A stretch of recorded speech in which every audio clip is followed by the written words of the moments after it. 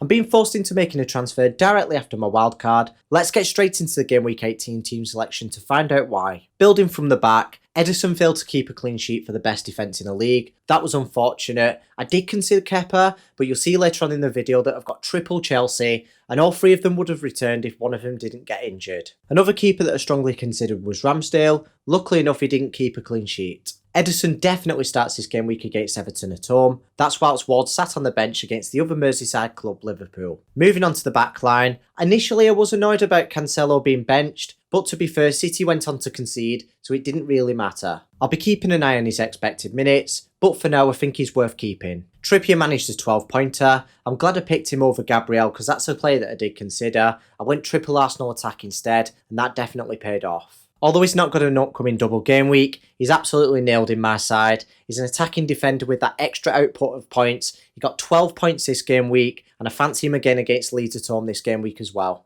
A fire that I'm probably going to need to put out is Reece James. Potter's comments from Tuesday have been included on the screen. This is currently being recorded on Thursday morning, and I'm not going to make any transfers until that press conference. If he is ruled out, then I've got a decent replacement available, and you'll see that later on in the transfer section. Either way, I don't want to bench him because Dunk's got Arsenal and Patterson's got City. I have still got two Chelsea players in midfield, Mount and Sterling. I went with the Chelsea triple up for double game week 19, plus the fixtures of game week 17 and game week 18. Last game week, Mount came away with 10 points, which is really good for his price tag at 7.5 mil. Sterling still got a decent 6 points as well. I didn't realise how differential I went with Sterling. His effective ownership is only 0.3%. Mount's is only 6.6% too. There's a massive opportunity to capitalise against Forest this game week, then you've also got the double game week as well. The Arsenal attacking triple up of Martinelli, Saka and Nketiah was successful. Whilst Martinelli was a popular pick amongst FPL teams, Saka wasn't quite as popular at 14.9% effective ownership, and Nketiah was only 5.2 as a differential. All three players returned, and that wouldn't have happened if I went for Gabriel over Saka for that third Arsenal spot.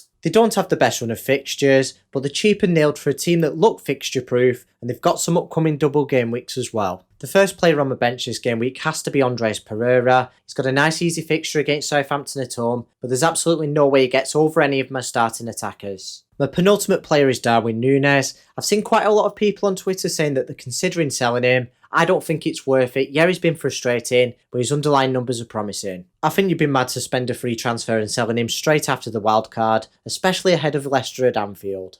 The last player to complete my team is of course Haaland, but don't go anywhere yet, we've still got the transfer section after this. I've got a nice easy captaincy decision this game week. I don't own Mo Salah, who I do think competes for the captain's armband, so it's definitely going on Haaland. Owning Salah hasn't gone well after one game week, but I'm not too bothered. I don't think he'll keep up the 0.9 points per million, and it is that points per million figure that counts when you're not captaining a player. The player that had a high points per million figure for me was Mount. He had 1.3, which was 0.4 ahead of Salah. I did get a small red arrow this game week, but I was pleased with my differential picks. Sterling, Saka, Mount and Nketiah were low ownership, but he still returned. It was just unfortunate that the players that were highly owned by my competitors were successful as well. Now for the potential transfer. Of course, it would have to be Reece James. If I could bring in any affordable player from any team, it would be Gabriel, who's only 5.2 mil, but obviously I've already got an Arsenal triple up, so that's not possible. Newcastle have been impressive defensively, so Botman for 4.4 mil is tempting, but there are upcoming double game weeks and not many free transfers until then. I think it's worth doing a like-for-like transfer